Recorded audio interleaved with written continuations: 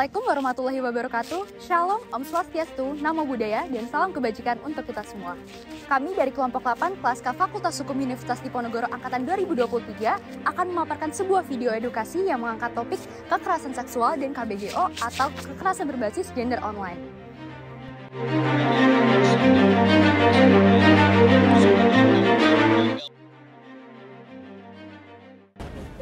Nah, teman-teman, tadi kita sudah melihat banyak sekali berita terkait pelecehan seksual. Kira-kira apa sih pelecehan seksual itu?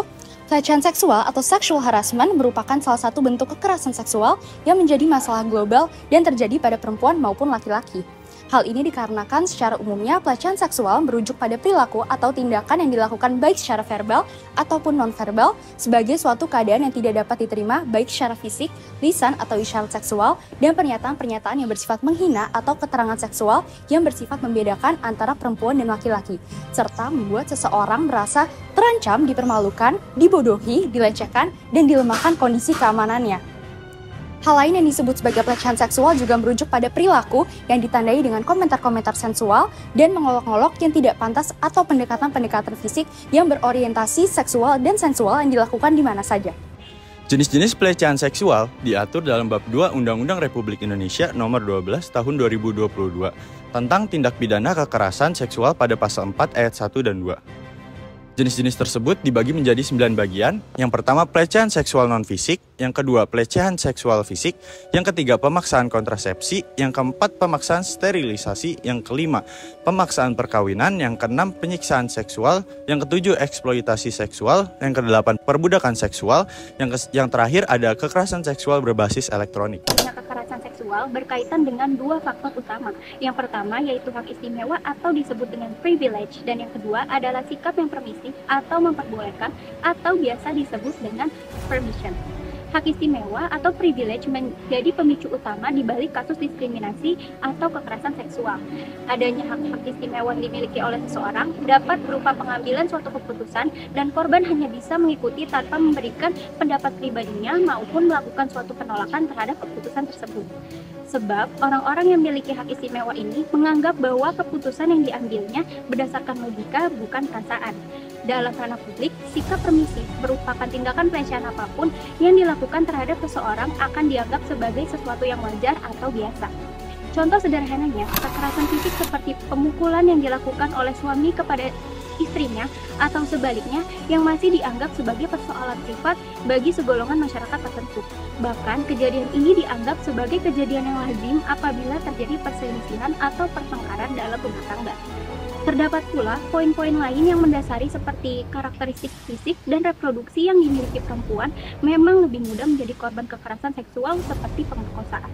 Dalam relasinya dengan laki-laki, pemaknaan sosial dari perbedaan fisiologis tersebut menyebabkan terbentuknya stereotip yang merendahkan perempuan dan memudahkan terjadinya kekerasan seksual. Secara umum, biasanya perempuan lebih sering dimanfaatkan oleh kaum laki-laki untuk dapat memenuhi hasrat dan tujuan. Contohnya seperti perdagangan perempuan serta maraknya kasus pelacuran. Namun, seperti yang kita ketahui, tidak hanya perempuan saja yang dapat mengalami pelecehan seksual, tetapi laki-laki juga dapat mengalaminya. Contohnya seperti bagian tubuh laki-laki seringkali dijadikan lelucon oleh sebagian perempuan. Kekerasan berbasis gender online adalah wujud kekerasan yang terjadi melalui media online.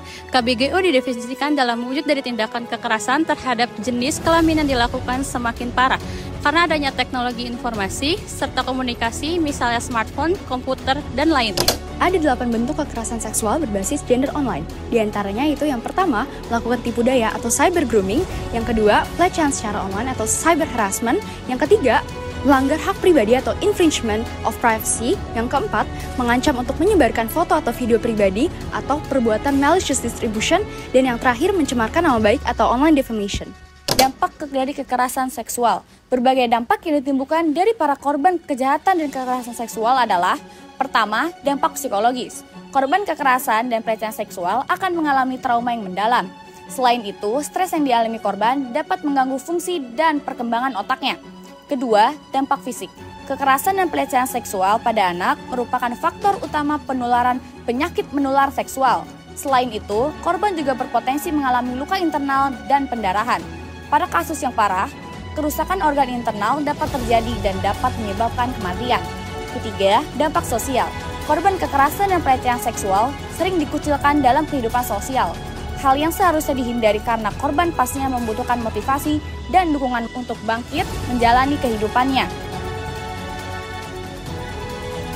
Dalam mengatasi adanya tindak kekerasan seksual pada pihak laki-laki maupun perempuan, diperlukan adanya edukasi seks dan juga pelatihan asertif.